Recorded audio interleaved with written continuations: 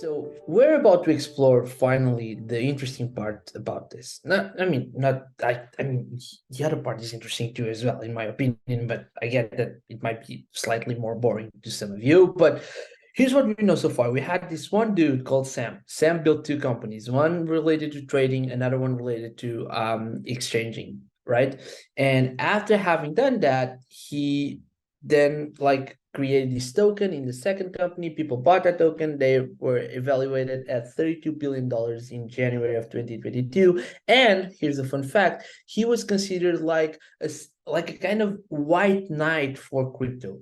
He was considered like to be this very great founder, this fantastic individual who had these very good morals, and he was not only a moral person, but like someone that actually wanted to help, and he wanted to dedicate all of his money and all of his life to make sure that the world as a whole evolves and reduces poverty and all of these different things.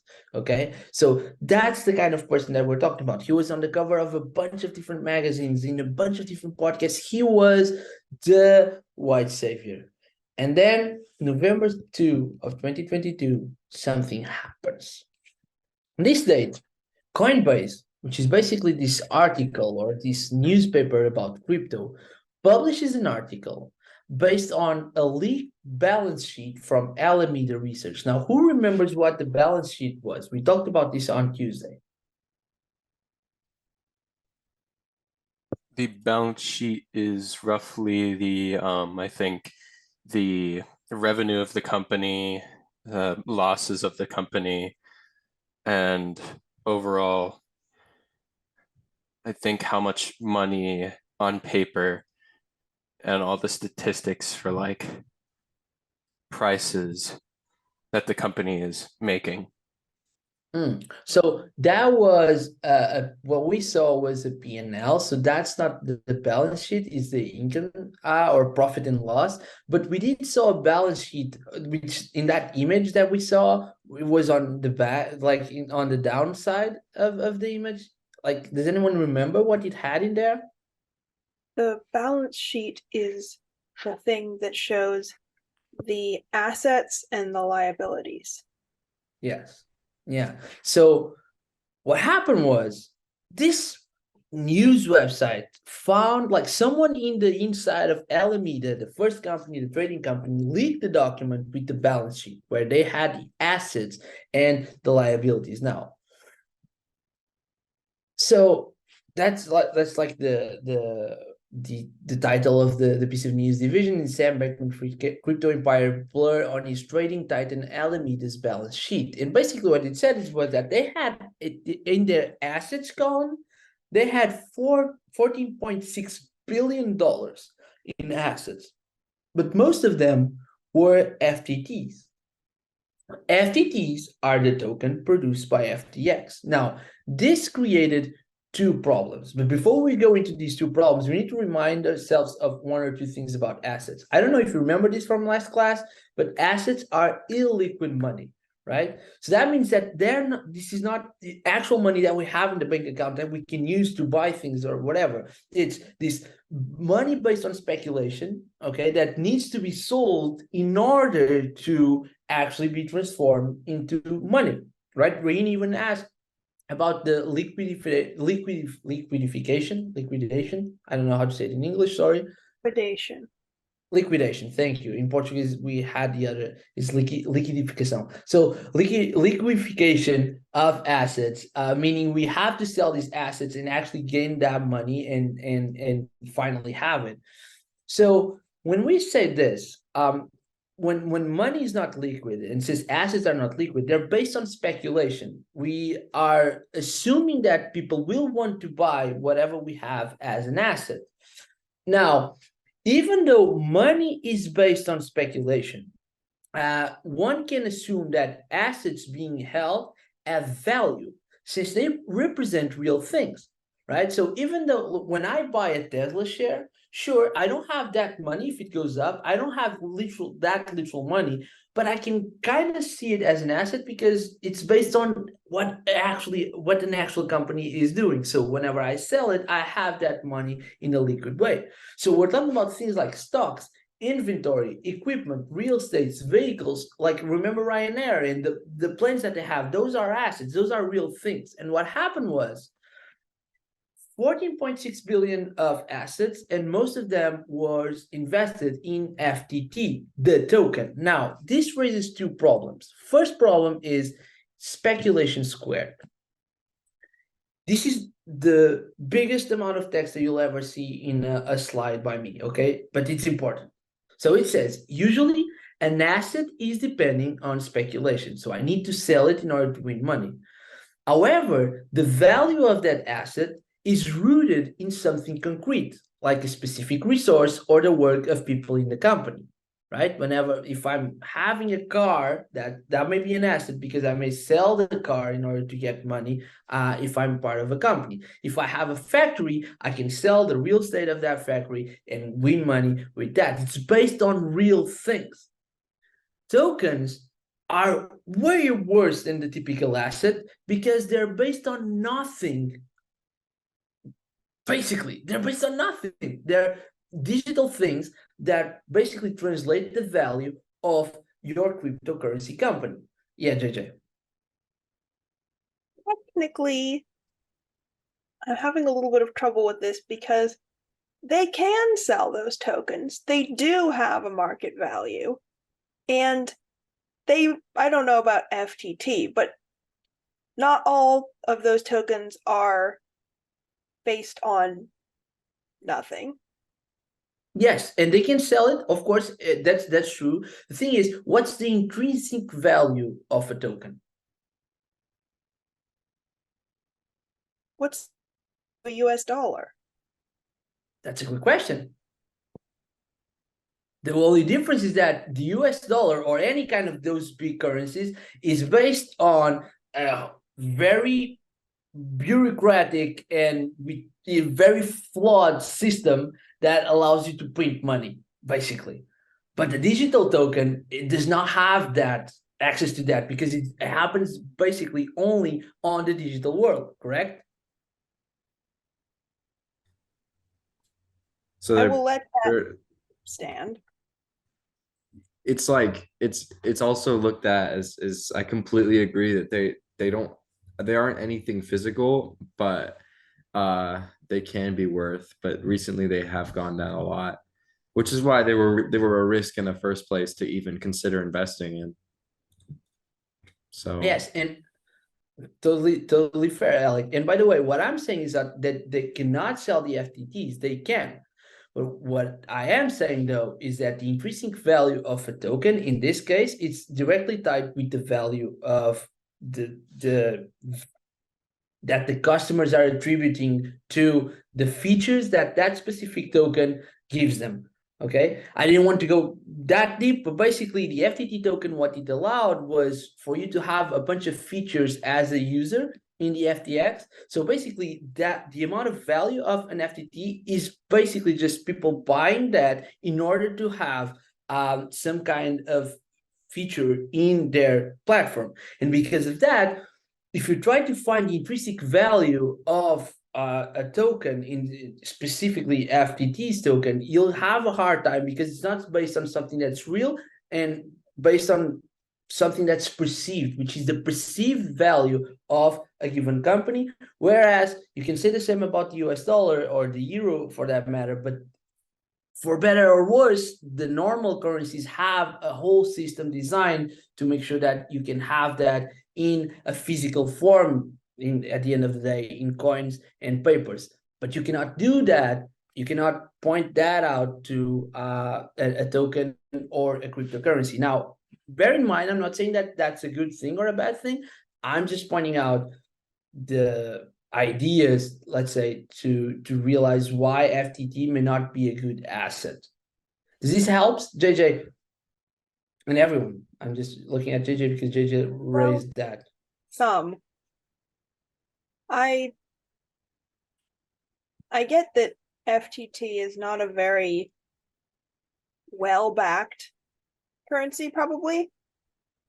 I question whether it can be argued not to be a currency. Really. Sure. And we can have that discussion. We can have a class on cryptocurrencies and what the currency is and all of that. But right now, for this purpose, what we need to understand is that basing like an asset of a company being a token from a cryptocurrency might be it's speculation squared, meaning you have to deal with the speculation of it being an asset. It's not liquid, and the fact that it's based purely on the perceived value of the company and not on a physical resource. I think it sounds like the problem is that they're using tokens backed by the value of their company as part of the additional value of their company. But not a company. Yes, which leads us to problem number 2, which is, okay, so basically Alameda's value, we're realizing, is based on speculation square, meaning it's based on first the speculation that comes from having an asset, meaning they don't have $40.6 billion in their bank account. They just are valued that because they believe if they sold their assets, they would win that amount of money. But these assets not only are like based on speculation, specifically, a lot of them are based on speculation around something that's a digital token and not a thing that has like a concrete value or something that exists in reality. It's merely digital. Okay, so that's the first problem, that the evaluation of the company in terms of the Alameda's research is based on the speculation from selling. It's based on the speculation of that asset being sold, but the problem is that that asset is not rooted into something that actually exists except in the digital world. Does this make any sense? Go ahead, JJ. I seriously think that what this is saying and what you are saying are two different things. I know that. What this Okay. saying is that a part of the token is what this saying is the second part of the news. But this is what happened when people saw the news, was that they realized that, okay, so part of the problem is that all of these assets are based on a specific token from a company, okay, and that may be a problem for a lot of investors. So that was the number 1 problem. But the number 2 problem, which is the higher problem, and the one you're probably referring, is that there was a close dependency between these 2 companies. So most assets come from a company that was founded by the same CEO, and because of that, they were basically saying that Alameda Research is worth X, but because the other company, FTX, is worth Y. So these values were basically connected, and they were increasing their own value into different companies without actually having that money. Does this make sense? Not really. Maybe. Okay, let me just drink a tea. So let's try to recap this. An asset is something that you can sell in order to get liquid money, right? So whenever we say that a company is worth $32 billion, does not, or $80 billion or $10 billion, does not mean that they have that amount of money in the bank. It just means that the connection between assets and liabilities, income and expenses, gives that total amount, okay? When what Alameda was doing was they were doing these trades, and they said, look, we are worth like $20 billion. So we can invest and do these kinds of investments in a value that's way higher. Because look, if something happens, if for some reason our trade goes wrong, we can sell those assets, and by selling those assets, we can pay you back. But the problem is that by doing this merely with another company that shared the same CEO, okay, that in fact they will say this. So let's read this part. So he says that the balance sheet is full of FTX, especially the FTT token issued by the exchange that grants holders a discount on trading fees on its marketplace. Well, there's nothing per se untoward or wrong about that. Once again, this is not the problem. the main problem, even though there were a lot of investors that once they realized, they started to pull out money. But there's nothing wrong about that. It just shows that Bankman-Fried's trading giant Alameda rests on a foundation largely made up of a coin that a sister company invented, not an independent asset like a fiat currency or another crypto. So the value of that asset is still like part of another sister company. So he says that the situation adds to evidence that ties between FTX and Alameda are unusually close. So the amount of money that one had and the other had, they were closely related because they were cited as assets in both of them. Does this make sense? Because I know this is complex, and I want to make sure that you're grasping the basics. Go ahead, JJ. I think I follow that part. Thank you. Yes, Sebastian, go. So Alameda's worth and value was entirely based off of the FTT, which was based on FTX's value. Yes, not entirely. Alameda's value is not entirely based on that, but it was a lot. It depended a lot on the value of FTT, which was directly tied with the value of FTX. Yes. Now, Alameda Research was using FTX to gain leverage to pursue certain trades, which then raises the question, where does the relationship between the two companies end? So all of this to say that a journal published this article that made people question the relationship between these two companies. This happened on November the 2nd. Now, this is where things start to get crazy and chaotic.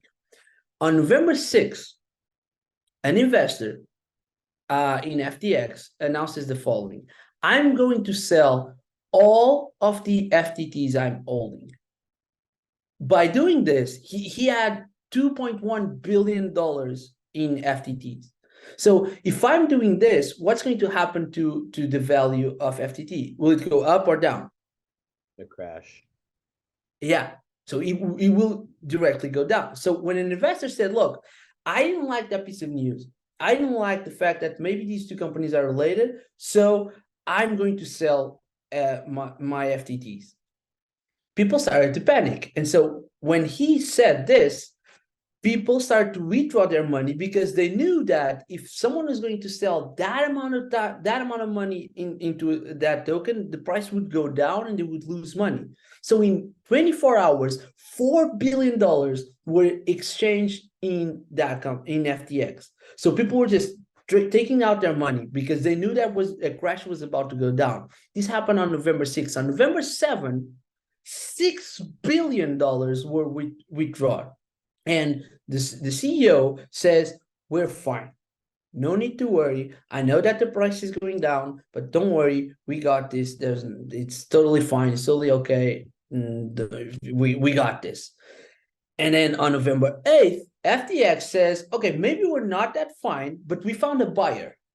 Okay, so because the value is going down, someone is going to acquire us like we acquire all of these other companies, and everything will be solved. This was on November 8th, but on November 9th, without explaining why, their buyer retreats themselves from the equation.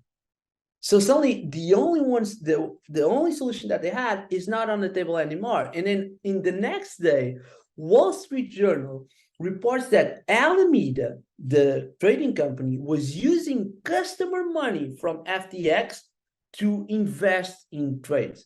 So that means that whenever you put the money on FTX, some of people who were putting money there, their money was being transferred to another company's bank account and used for purposes that were completely different from those that were supposed to happen when you were putting the money in FTX. This happens on November 10th. On November 10th, Sam, the CEO, cancels all withdrawals from customers. So suddenly, if you wanted to get your money back, you couldn't. Your money was trapped in their accounts. And then on November 11th, he resigns as CEO, and both companies filed for bankruptcy, creating what's considered one of the biggest frauds in the, not yet considered fraud because he hasn't been convicted yet, but what seems to be like one of the biggest frauds in the last years of in terms of economic, because right now they're owning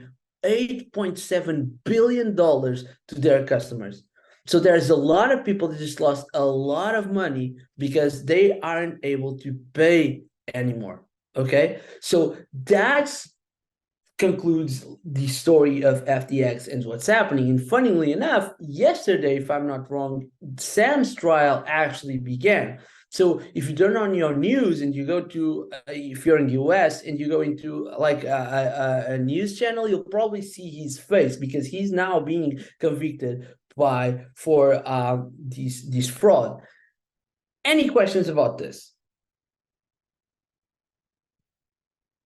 No, but I did hear about this guy. I don't really have, I don't think I have any questions, but this is a crazy story. I haven't heard of this dude, and that's crazy. Yeah. Yeah, go ahead, JJ.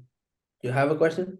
Yeah, in the last slide, you were talking about whether Yeah, it's not owns, it's owes. Sorry, okay, just that's a checking mistake. That's a because it would mistake. make it Sorry, really sorry, sorry. interesting. I'd need to dig into the ramifications of owns. No. It owes. Sorry, that's a grammatically mistake. It owes. So it's like they have to find $8.7 billion to give to their customers. Okay, so that's like this completely rocked the world when it happened in November of last year. But there's like this one missing part that I want to talk with you guys, which was the man. So I don't know if you remember this, but I told you that an investor in FTX announced that he was about to sell all of the FTTs.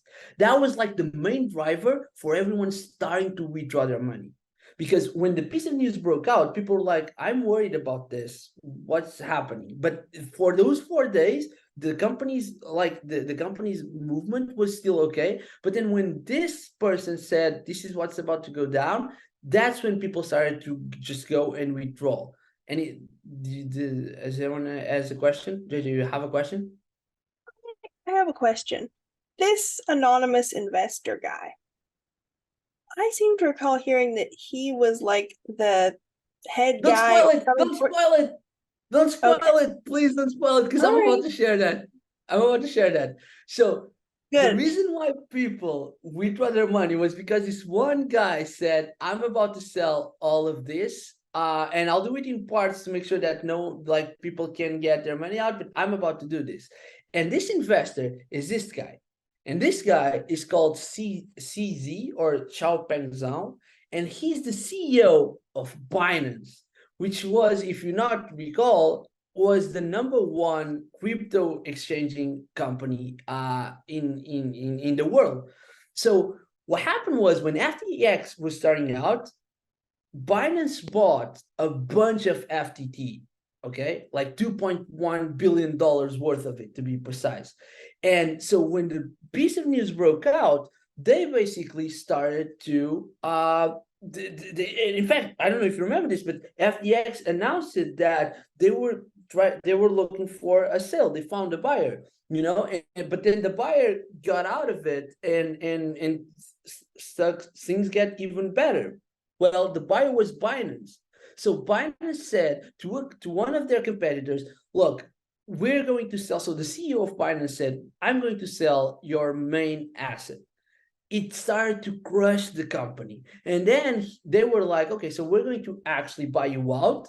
And so they announced, okay, we're going to buy out. So a little bit of hope was in there. But then the next day they were like, nah, you know what? After all, we're not going to buy you out. And the last shreds of hope that people might have just completely disappeared. Everyone started to withdraw their money. And FTX was completely bankrupt. Binance got even more market share than ever before. Now, question, was this a move?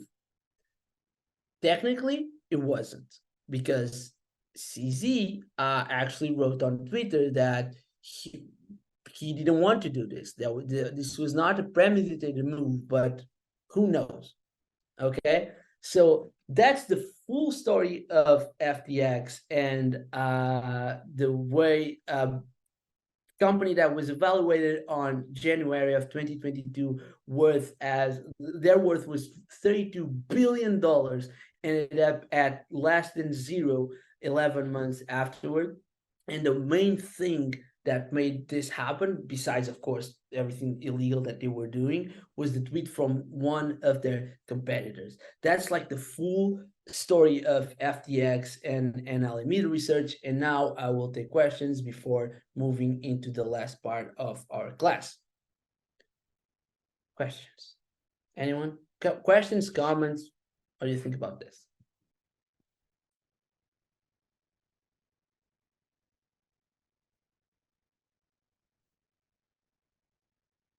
No one has a comment on this? My God. I think that is just like crazy. Thank you. Someone.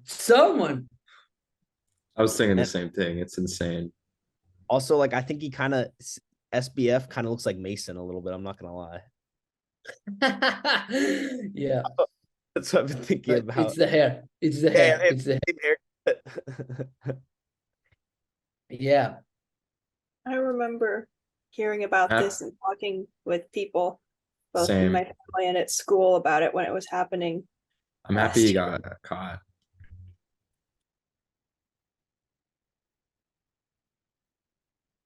Well, thank you. Any more comments?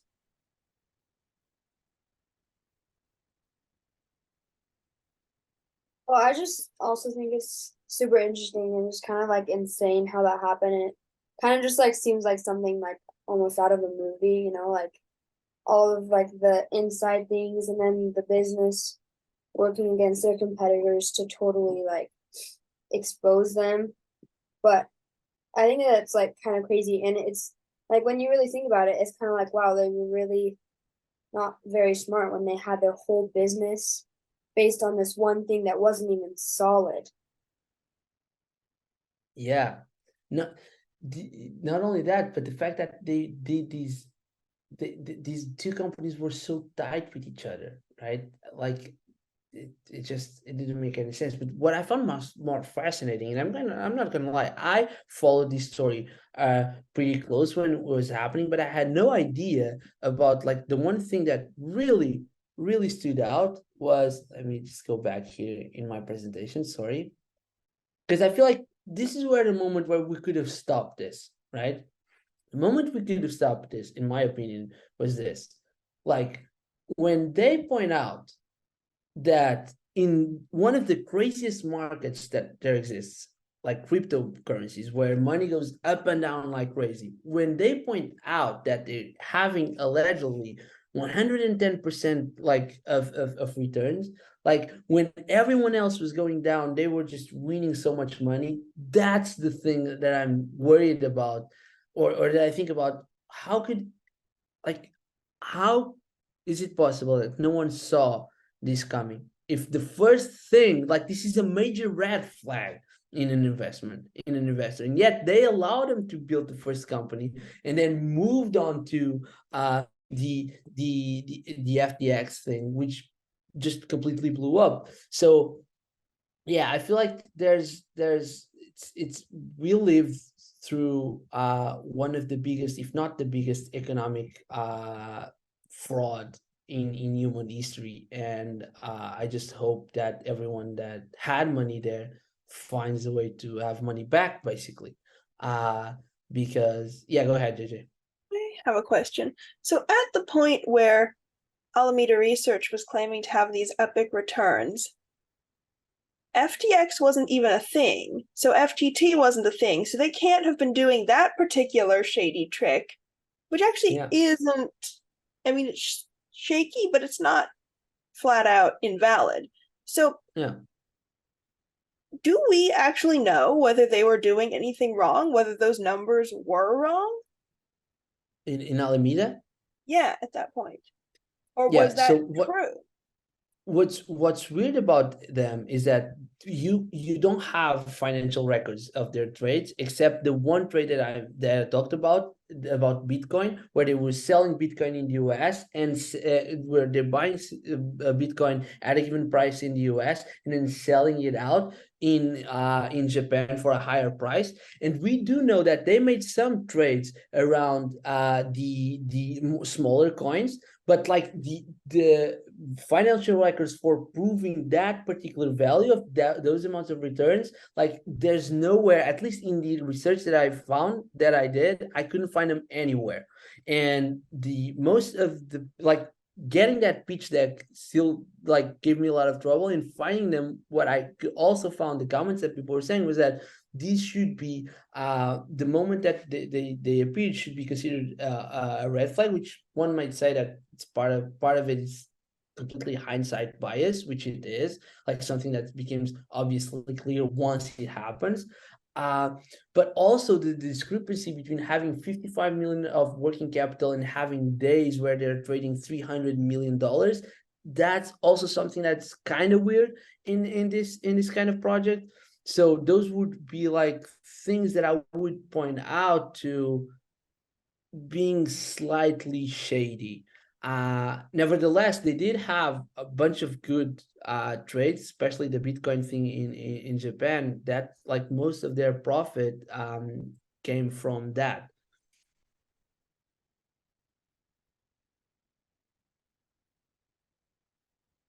I just wonder whether they were lying about that or not. I guess if their financial records are unavailable, that is not a good sign. Like they should have at least internally been able to back up those numbers to be claiming them, whether or not they were true. Yeah, it's true. I actually reached out to a friend, which like he works on analyzing this, and he was actually very deep into this case, but he didn't reply in time, because if the financial records of this and proof of for that is available everywhere, is public anywhere in the internet, he'll have them. And if eventually he does reach out with something, I'll take a moment in a future class to present it to you and to let you know if that was true or not. That would be awesome.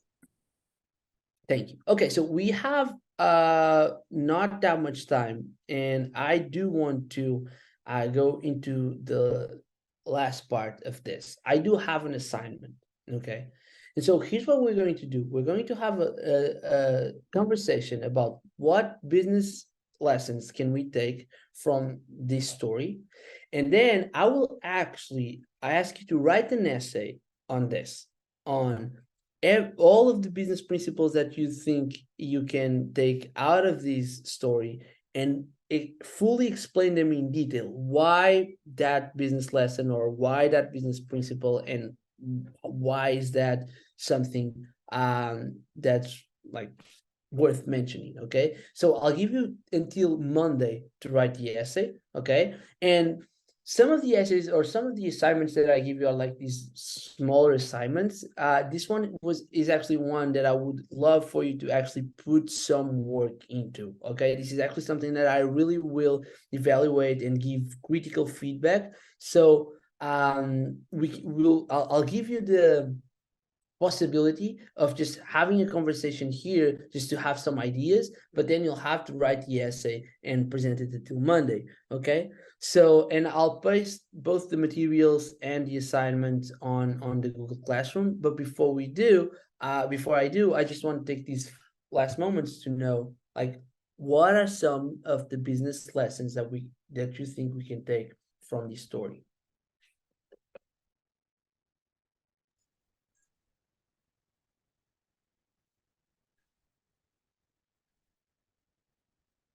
Have a company, or when building a company's assets, build it upon what I'm thinking is liquefiable assets, something that can be of actual value instead of perceived value. Though assets are made up of perceived value, so something more stable than a token that is not worth really anything other than just perceived value, I'm thinking. Mm-hmm. Thank you, Sebastian. More answers.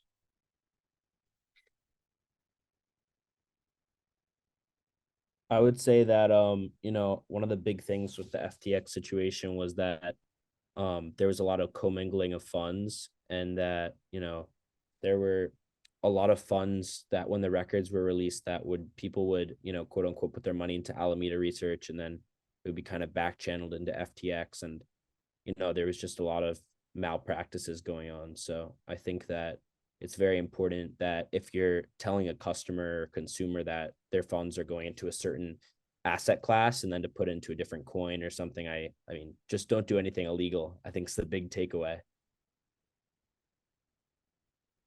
Thank you. What else? Hold on. Braden, just quick question. Because I didn't hear what you said, and I'm actually interested in what you said. Oh, so pretty much like there are like two major things. So when like a lot of the files got released, they were seeing that some people were putting their money into quote unquote Alameda Research, and then that was getting funneled into FTX. But the big issue is that a lot of the funds of people that didn't ask to be in certain different asset classes, like if there was a lot of money that, let's say, would be in like the long-term very safe investments, and then that would be getting mixed with like the short-term trades. And the issue with that is like, let's say Joao is like, okay, I want to put a $10,000 in, but I'm going to take it out, in 3 years, and I want like I'll gain 5% or 10%. Like I have a pretty safe investment. And then you're investing $1,000 with like hopefully a 30% return, and you're only keeping it in for one day. Putting those funds together is quite illegal. They have to be treated as separate entities of money, correct? Yeah, because it's called commingling a fund. So it's like that's one of the charges, I'm pretty sure. And I'm Yes, it assuming is. that if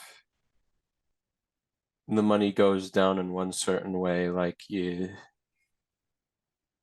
just determining the losses is the main thing. What is the thinking about that? What is the main downside? Because I'm not that fast when thinking about that.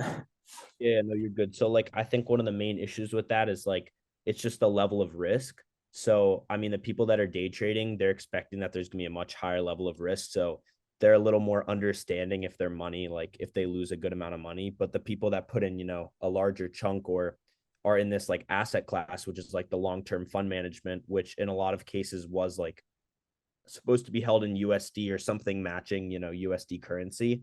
And then it was getting put into a lot of these like, different coins and currencies like Bitcoin, whatever, Ethereum, whatever the big coins they were putting it into. They weren't signing up legally binding. It said that it was going to be put in something that's like USD or a very stable coin when it was being traded in, a lot of different coins that have a very high risk level. Also, the opposite was happening. So you would put money in your FTX, and they would so Alameda.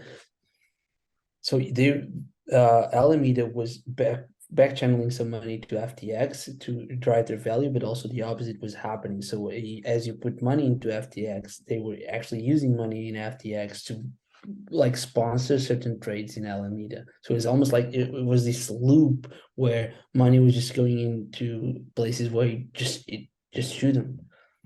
So Uh, like my money could be used, like let's say I want to go for the long term, but they use that money in that certain class to buy a sponsor for the other company. yeah. All right. And on Braden's thing is kind of like having the same money, like not being able to get the money back that what I've initially paid for. So like if I paid the money, it goes into something else rather than what I chose for, and I want the money back, and they can't really pay me back the money that I put in. Yeah, that's what happened. I see. So usually what they would do is they would expect that there wouldn't be enough people wanting their money back at a given point where they didn't had it like literally in their bank account. But because so much people were trying to sell it, suddenly let's say that I had like $10 billion in the account, and I owe like $30 billion. That's the amount of time that the amount of money that should have been there. But I only have 10 because I'm using the other 20 in this other company. I'm expecting that those 10 are enough for everyone else to withdraw whatever they want, because there's just not enough people withdrawing. But when suddenly someone says, well, the price is about to go down, everyone starts to take from this place, expecting to have their $30 billion, like the total quantity of that money being $30 billion, but it was only 10. So that's why he actually stopped people from being able to withdraw, because he knew that it would come to a point where it would reach like zero. So he stopped allowing people to do that, because it just didn't have enough money on both sides. And actually, it's funny because there's actually a lot of money that's disappeared. So it's not even in Alameda or FTX. So where's that money? Like, no one knows. It just disappeared. So basically, this was like one of the biggest frauds that has happened in this century and in past centuries, actually. And what's sad is that cryptocurrencies are already looked down upon by a lot of people because they don't understand it, and because it's hard to understand. And with this, like, people that were on the fence of, do I want to try and understand cryptocurrencies? Like, no, hell no, because look at what happened. Like, the biggest fraud in the history was made through cryptocurrencies. No, I won't put my money on that. And so, yeah, that was just the overall story. And thank you, Braden, for such great context. Anyone else?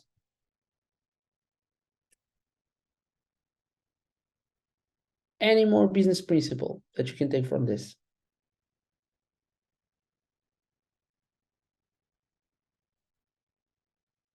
I'll give you one, because I think that this is a very valuable lesson that you should have. Focusing on being very good at marketing can get your company like very, very, very far. In July, even though they, like, once again, we know that the product was bad. They were just basically scamming people. Okay. But in July, they were evaluated with like $18 billion. Then August passes, September, October, November, December, and January, 6 months later, just by investing on marketing and having celebrities and doing this guerrilla marketing thing where they would do these crazy things around FTX, they almost double it. They were at $32 billion. Now, I know that this does not seem too much because we cannot even fathom what $1 billion is like in terms of the amount of money that is. Like, that's a lot. It's a crazy growth that came from just focusing on the right marketing, even if the product was completely, utterly bad. Okay, that it was just so bad. Okay, so that's another lesson, and I'll give you another one. Is the fact that, like, Sam was everywhere, and he was painting this picture of being like a very cool, insightful individual, right? And so by doing that, he gained credibility. Like, people actually trusted him, and he fooled a lot of people, even government people that were somehow tied with them. So that's also another lesson, not a lesson, but some food for thought, because there's a lesson in there, but I just don't want to tell you what it is. And so I just want to do a small debrief before we go. So who wants to go first?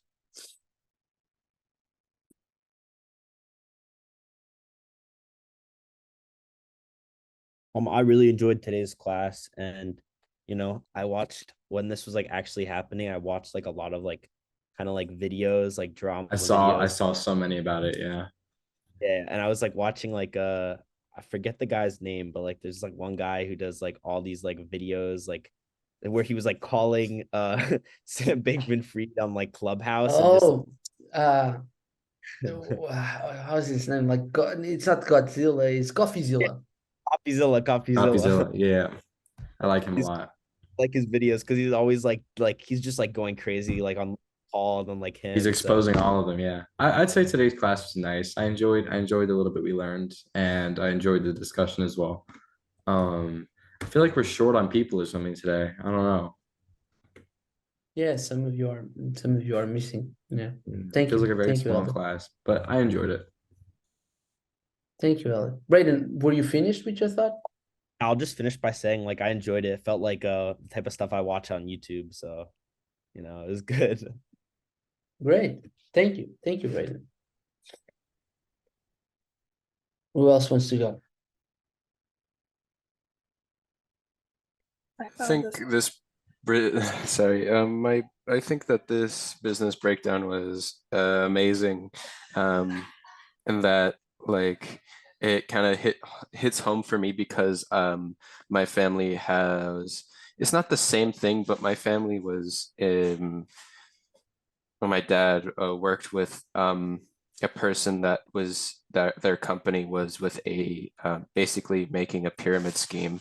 So we are expecting a lot in return for money, and we just didn't get that money in return. And I think the company went bankrupt. And I still think that we're owed money to this day by this company. Yeah. Yeah, sometimes it does happen. I'm sorry about to hear that, Sebastian, and thank you for your feedback. Thought this class and this business breakdown had great drama. Your slides and your way of putting things was very exciting, and it's interesting material. I do think I still harbor a little bit of uncertainty about whether exactly where the lines of what was wrong for them to do and what was unlucky for them to have had happen are. Clearly, in retrospect, they were doing a lot wrong, but also some things that happened, whether or not they were intentionally damaging, certainly took a huge chunk out of them. And it's really interesting to think, like, if they'd been completely solid, how would that have played out? If that hadn't happened, how would that have played out with them being unsolid as they are or were? And also this point about a bunch of money just disappearing, I didn't actually know that, but that's really interesting too. Yeah. Yeah, well, I totally get it. And by the way, I'm just going to admit that I created or crafted this class in with a narrative, with a clear narrative, and there's a case to be made trying to defend them until just up to the point where you find out that they were illegally using customer funds, which a lot of people might identify with. And yeah, it's a great question. I don't think that they did anything wrong until figuring out, like, it was a very high risk thing until the moment where it was illegal basically, and it wasn't possible anymore. But thank you, JJ. Anyone else? Yeah, I just want to add to that. So I saw a very not exactly a similar thing happening. It was like a crypto fraud. And it happened in Canada. It started in Canada, then it came to like a whole like all around the world thing. And basically it was the same thing there. I think there was like more money, I think like $40 billion. And turns out that was all in Bitcoin. So the founder had kept all that money for himself, stored in Bitcoin, which is very ironic. Um, but yeah, also, Joao, so I was thinking we could do like I was talking about this company with my dad recently, and it had a very interesting trajectory as well. So I was wondering if I could like come up a little bit with like a flow or something and do some research on it, and maybe we could work on a business breakdown together. Would love to. In fact, you will have conferences coming in a few weeks. which are like these moments where you were going to meet with your guys and your parents and present something. And so for all of you who want to do business breakdowns, like that would be an amazing idea. And in that case, Breen, you didn't have to work out with me. Like I could help you if you want to. Like that would be like your own work, your own presentation, your own business breakdown. So you can do that. And if you just want to present something, or if your conference ends up being taken by some humanities work, we'll definitely can do that and come up with business breakdown based on whatever company you want. Okay. Sebastian, that's a great question. Is the token a liability to the company? It depends on the company. In this case, it was. In other cases, it might not be. There's other crypto companies that which like use the token to actually drive value. So it depends. In this case, was clearly a liability.